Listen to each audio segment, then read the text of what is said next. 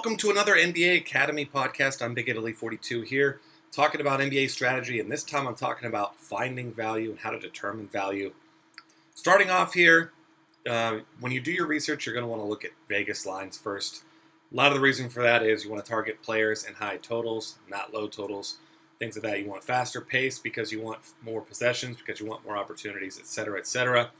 Next up, you want to determine value threshold. You want to determine how many points you're expecting your team to score, how many points you think your team needs to score to make money. Most nights, 275 to 285 is good to cash in a double up or 50-50 on FanDuel.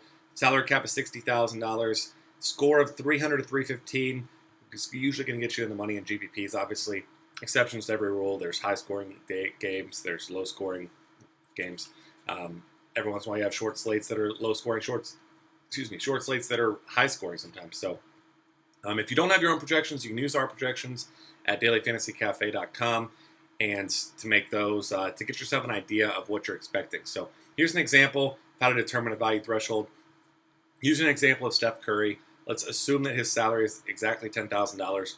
In order to reach a target score of 285 points, we're going to use a simple formula. We're going to determine how many points we need from each dollar of salary or each position. Target of 285 points across the 9 roster spots. The formula 4x plus 5 is you take each player's salary, multiply it by 4, then add 5, which would make Curry's cash game value threshold 45 fantasy points. In order for him to meet value, he needs to produce 45. In order for him to exceed value, obviously, he needs to get more than that. So what you want to do is you want to compare that number to projections, yours, ours, whatever ones you use, and see, if there's a big discrepancy there. For instance, if we've got him projected at 52 points, you do have some potential value there that he can exceed, and that makes him a GPP play. But if our projections say 45 points, then or somewhere in that ballpark, that makes it more of a cash game play. A guy that you expect will get to value, won't necessarily crush value, but it gives you a nice high floor. That makes him a good cash game play.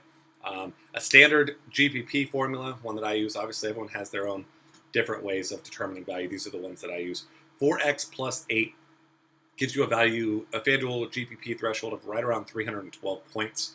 And Curry's GPP threshold there would be 48 instead of 45. And a player at $5,000 would be 24, et cetera, et cetera. That's how you could find deeper potential values. Obviously, you're not generally going to find a lot of value with expensive players because, 45 fantasy points is a very good performance. And, anything above that is an elite performance. And certainly guys like Steph Curry are capable of that.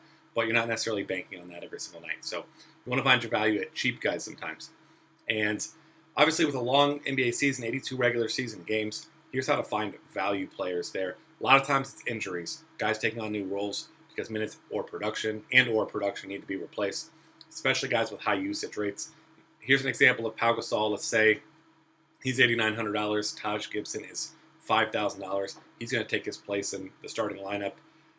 Gibson's cash game value threshold is 25 points. He very well may exceed that total when he's thrust into bigger minutes and bigger role in the offense. If his original projection was 25 points, then it's safe to assume his projection is going to rise, his potential value is going to increase, and any points above that are just a bonus at the current salary. Usually takes sites a few games to adjust salaries in situations like this. If it's just a one-game absence, you're likely not going to see one at all. But if it's a guy that's sitting out for a week, 2 weeks, a substantial amount of time, you're going to see price increases and decreases. It's important to notice those and take advantage of those.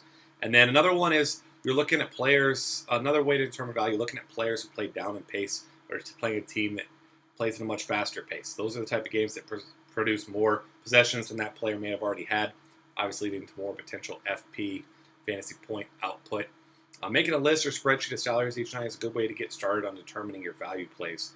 Once your team's played a few games, we'll have a great idea of a player's minutes and role in the offense. Obviously, a lot of situations very similar to what they were last season, so it's not that hard to find those things.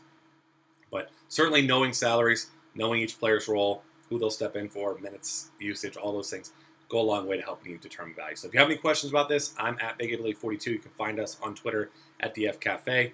Go ahead and subscribe to this YouTube channel. We've got lots of great NBA content coming up for the season. Make sure to check that out, and we'll see you here next time.